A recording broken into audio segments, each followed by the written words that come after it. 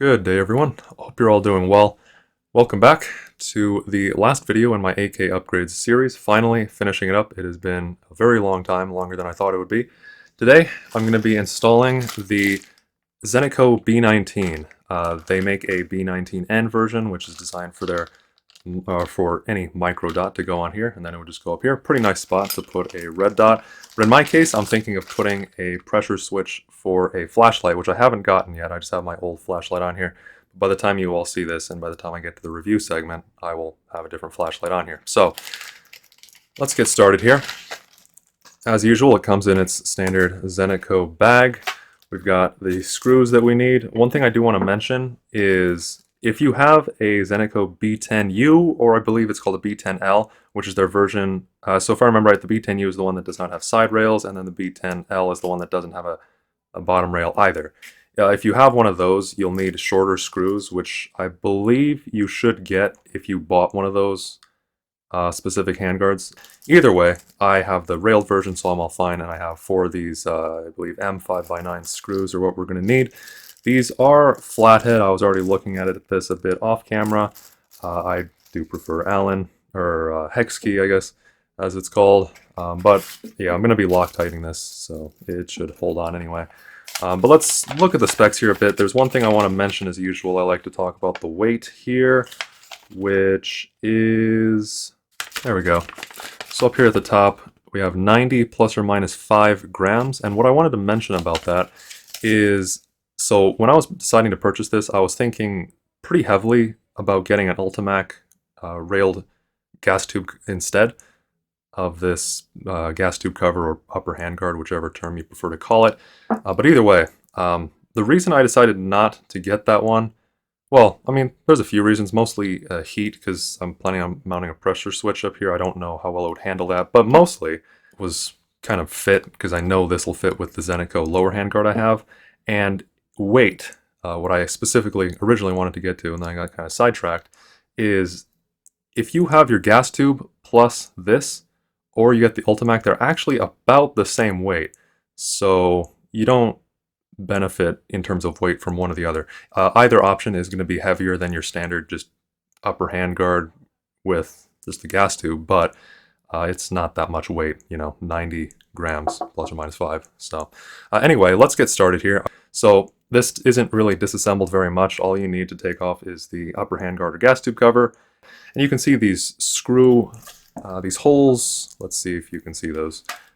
So these holes right here, that's what the B-19 there is going to screw into. So what we got to do is just take it, make sure it's installed the right way. So one going towards the rear, and you can see there are these kind of slots here in the front, here in the back of the B10N or B10L, or B10U, whichever you have, and it's just going to kind of sit in there. And I don't know how specifically, you might have some different fitment on yours, but in my case, the front is very tight. Not so much that I actually need to pound it in or anything, but I do need to give it a very firm push. If I just line this up right here, and just kind of, there we go. You can see it. Well, maybe you didn't see it, but hopefully you heard it. It kind of started, and now at this point, I can just push it straight down, and we're good. But that's it. Then just got to actually screw these in, which I'm going to do off camera because, as I said, I want to use Loctite, and I'm not going to do it here in my studio because I don't want to get Loctite everywhere. When I cut open my Loctite bottle, I cut it a bit too close to the bottle itself, and so every time I use it, it pours everywhere. So you can imagine, definitely don't want to make a gigantic mess in here. But yeah, this is it. You would just almost lost that screw somehow. Anyway, yeah, you would just screw these in, 2 on each side, and I think this is actually easier than installing the regular upper handguard. But this, it doesn't actually, that is actually another thing. It's easy to install, but also that's a very good design feature. This doesn't actually touch the gas tube anywhere, since it does connect directly to the lower handguard itself. That's pretty awesome. It doesn't have any heat here. Originally, I didn't really like this idea. For a really long time, I was thinking, like, I didn't want something that locks in my gas tube because then it makes it harder to clean. But I was thinking, and I got a lot of comments from a bunch of you, and thank you for those comments, but it changed my mind.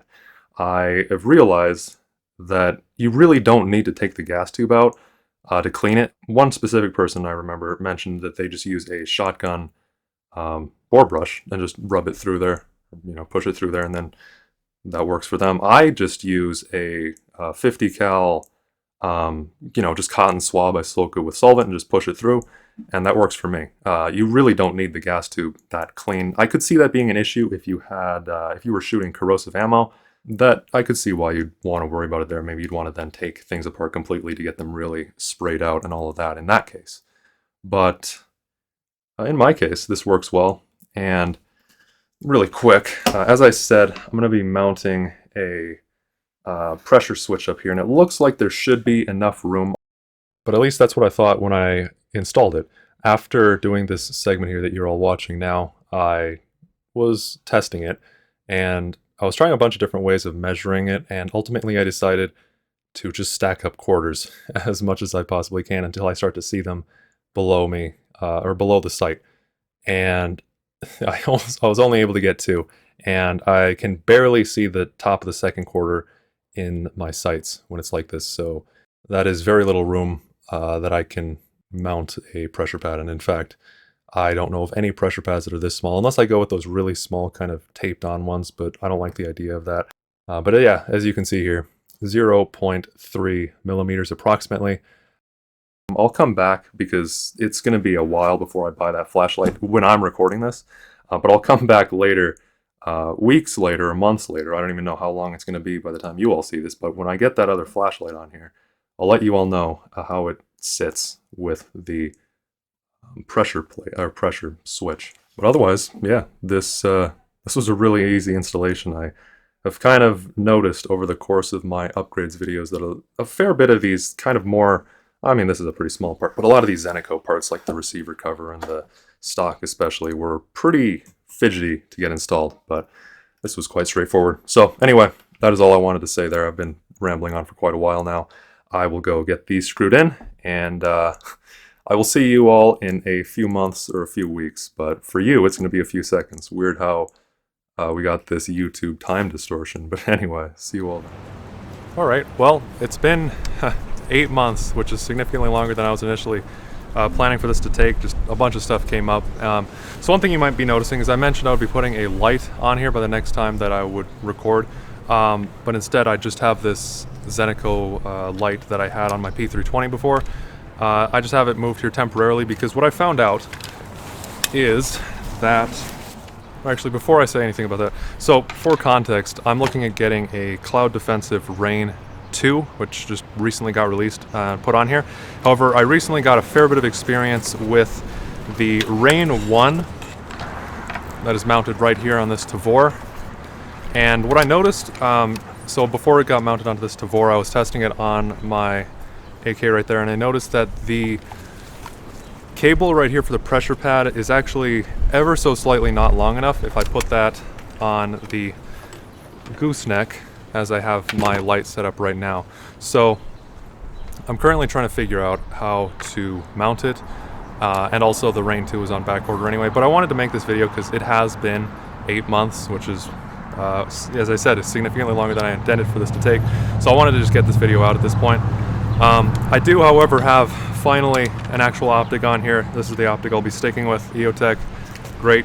Have a lot of experience with EOTechs from the past, and yeah, they hold up incredibly well, so picked one for this as well. And yeah, so since this doesn't really test how well, so initially, I think I mentioned it in the previous segment, my initial plan was to mount the light up here on the gooseneck, run the pressure pad up here on the upper handguard, and then the EOTech would go back here as I already have it. But since that's the case, I thought what I can do is I can move the EOTech from here just up to here, and just to show that, for the sake of the video, that this does hold 0. So being that it has been 8 months that I've had this on here, of course I haven't had anything mounted on it, but just with normal operation and just shooting it, it has not loosened up whatsoever. If I go ahead and pull my rail covers off here, you can see where it's screwed in. slightly. Shading's a bit, shadows are a bit bad right now, but there's no movement, nothing's loosened up at all. I did use Loctite, I did torque it down properly, but it works great. So let's, next thing I want to do is let's go to the range, and like I said, I'll move the EOTech up to here, and I'll just shoot about 10 rounds and we'll see how this does. Okay, so we're out at the range. I'm firing Tula 60 grain, just FMJ. Not the most accurate stuff, of course, it's pretty garbage, but I'm only at 36 meters, which is where I zeroed my EOTech with, so you won't notice too much of an issue with that. One more thing about the EOTech, I zeroed this on the B-33 here, but I'm just trying to demonstrate that this upper handguard from Zenitco actually holds zero. So just keep in mind, it's not going to be shooting exactly in the center of the target, but we're just looking for any odd spread and that sort of thing. So without further ado, I'm just going to fire off 10 rounds and we'll go from there.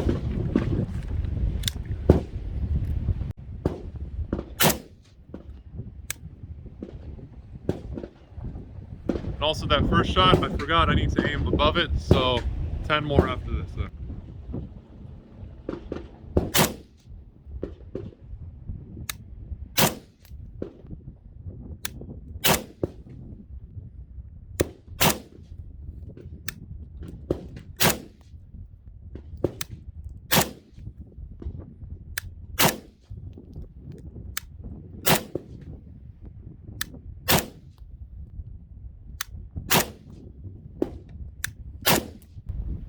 I believe that was 10, maybe it was 11.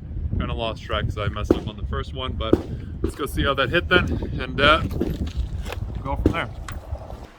So we're back. Let's take a look at this target. So I do need to go back to kindergarten, clearly, because this is 11 rounds, so in total I fired 12, of course. I was originally excluding the first one, but yeah, there's still 11 here. At any rate, a little bit about what I was doing. First off, the whole 36 meter thing, I know that's more of a 5.56 thing, but what I wanted to mention about that is 5.45 is similar enough in trajectory to where you still get a fair bit of the benefits from that. I'm considering doing some actual calculations and all that stuff and seeing if there is sort of a similar sort of thing to a 36 meter zero that's not exactly that for the AK, or it's for the 5.45 I should say, but haven't gotten around to that just yet, and I may not ever do that. At any rate, let's take a look at this target here. So 11 rounds, Tula, pretty gigantic group, especially for being just 36, but what we're looking for here, or what I was focusing on for this video, is does the B-19 hold zero? So generally, if something's not holding zero, you'll normally see erratic rounds that aren't grouping with the rest of them. Like you'll maybe have a lot, and it'll be significant too, so you'll have like one up here and one down here, just as an example, or it may be, in a lot of cases, is even more extreme to where it's not even on the paper. But what we can see here is kind of a spread going this direction, kind of towards 4, 5 o'clock-ish. These are to the 3 o'clock. Now, the reason I think that so first off, why are they going to the right? That's because, I don't know if you were able to hear it too well, but it was crazy windy. When I went shooting, there was a storm coming in, and when I recorded that part in specific, it was right before the storm hit, so crazy amount of wind, but everything here is good. It's consistent. There are none that look abnormal. You could maybe say these are slightly off, but they're not enough to be an issue with the zero, or with this holding zero. So keeping that in mind. And then another thing I wanted to address was, if you noticed, I talked about I'm aiming like up here. There was a green dot up there. Again, this doesn't have anything to do with the B-19 holding zero. This has to do with the fact that this is where I zeroed my EOTech, is back on the B-33, as I mentioned there, not here. I was a little bit surprised that I had to drop it that much. I was expecting maybe 6 inches, but it was 13, if I remember right, so pretty crazy there. But that is irrelevant in this case. Yeah, it holds zero, at least as well as I can say with just 11 rounds. Of course, I've had this on for a long time, as I said, 8 months, and it hasn't loosened up whatsoever, so I think this is a good bit of kit. Alright, and we're back. So, as you can see, it did hold zero. And yeah, this works great. This would be a great spot to mount an IR laser. Of course, in my case, I'm going to be going with a pressure pad. If I had a B30, if I remember right, that's the right designation of the extended handguard, which in hindsight probably would have been a better option, but then I could mount like an IR laser as well as my flashlight, get the foregrip a little bit further forward as well, and all of that. But at any rate, this design just from Zenitco works great, and that almost covers it. But one more thing before I ended that I did want to mention is I know there's a fair bit of people who think now, with everything that's been going on, you know, a lot has changed in 8 months. With all that's been going on in the world, that Zenitco is pretty much unobtainium right now, at least here in the United States. It has gotten harder to obtain, definitely, but it's not unobtainium. The place I've bought pretty much every Zenitco part on here, with a few exceptions. Ivan Tactical, they still have it in stock. It's not inflated, unlike a lot of the US retailers. You just have to order through crypto. Hopefully that changes sometime soon. I don't know if it will. Things only seem to ever get worse. So, but at any rate, yeah, this works great. I would definitely recommend it if you can find one and pick it up for a Zenitco setup. Otherwise, I did mention it towards the start of this video that this would be my last video on AK upgrades, and while this is the last actual upgrade, I'm gonna be figuring out how to mount that light when it comes in, and when I figure out how to get it to work with the cable and all that, how I want it to be. But once I do, I'll make one more video just to kind of close up everything. There's a video I've been working on to just conclude every upgrade I have on here, to just talk about how some things have changed. As I mentioned, I'm kind of leaning more towards an extended handguard now. Reasoning I'll talk at extreme length in that video, which I've already recorded some of. But yeah, that'll probably be a few months out, but I look forward to it. This has taken way too long, but finally got this video out. So hopefully you all enjoyed it. About finished with the SLR. Maybe I'll upgrade my washer as well in the future. Otherwise, thank you all a bunch for watching, and I hope to see you all in the next one. Take care.